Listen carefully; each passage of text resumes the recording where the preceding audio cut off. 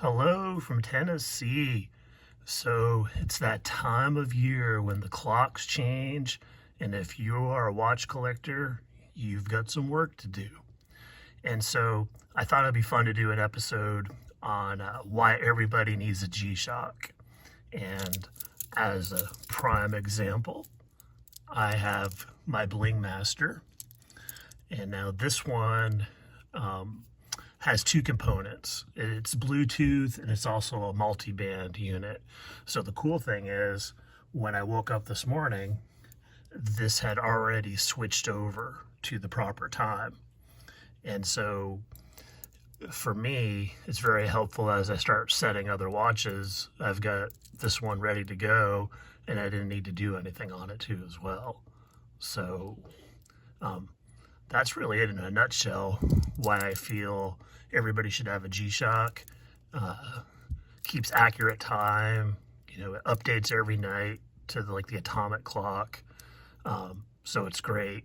I've got an older 5610, and in that one, it doesn't update because I guess it's probably not multi-band. I don't think it's multi-band. But the cool thing about that one is that it actually has a. I'm sorry, I've got a spider hanging in front of me. I'm down in my I'm down in my basement, so let's just knock that puppy down. Okay, just looks like a daddy long legs. Down in Tennessee, we've got some crazy stuff in terms of like brown recluse and stuff like that. So, not generally afraid of spiders, but definitely don't need to get bit. So, sorry. Oh, the 5610 has a button where you can turn on and off daylight savings time, and so it automatically just goes right to the right time too as well. So, and I think that one picks up the time from the multi-band. I'm not really sure the difference actually, because I do think it keeps up to date on the time, so it draws, but it doesn't change automatically. So maybe that's the module. I'm not good on all my G-Shock modules. I know this one's 3 times the cost, so I think it just adds some functionality. But really, at the end of the day, G-Shock's rule in terms of quartz watches. I tried an RZE, the UTD, and I'm blanking on the model number. And it was a decent watch, but it didn't make it. I ended up flipping it. Where G-Shock has it down is just really intuitive time setting. And I recently bought a Foreign Swit watch for my wife, and it was quartz, and that one was a little easier to deal with. They did a little bit better on the intuitive nature of setting it. It was probably closer to a G-Shock, but the RZE was.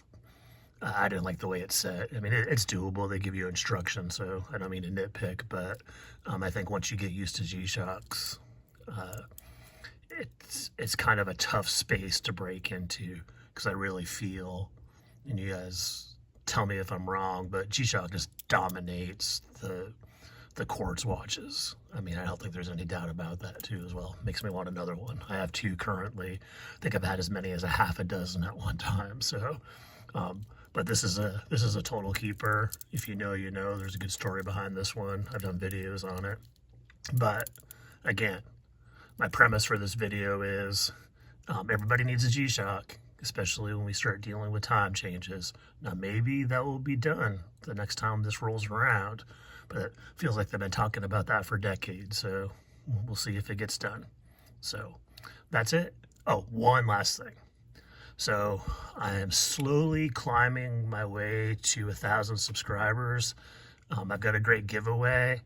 I even thought about trying to live stream when the time comes, and I've got a couple people in mind for that live stream too as well, to see if they'll come on with me. So that's where I'm at now. Last time I looked, I was about 65 away. So anything you could do. If you don't happen to subscribe, please subscribe, and maybe even do me a solid and share my content with somebody else and help push me over the top. I've got, like I said, a great giveaway.